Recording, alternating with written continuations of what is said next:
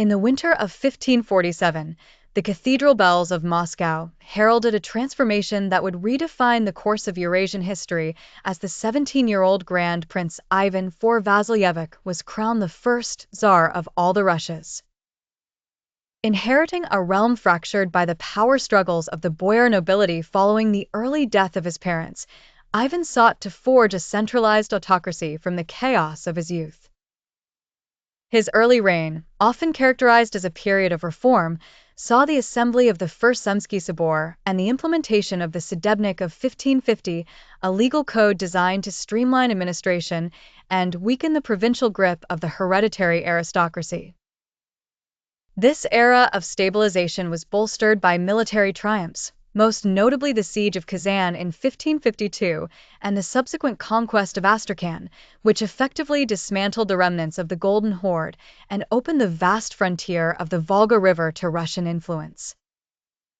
However, the promise of this golden age began to erode under the pressures of the protracted Livonian War and the personal tragedy of the death of his first wife, Anastasia Romanovna, whom he believed had been poisoned by treacherous advisors.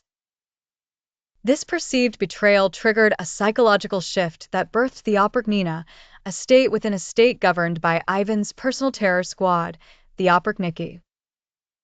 Clad in black and bearing symbols of a dog's head and a broom, these men conducted a brutal purge of the nobility,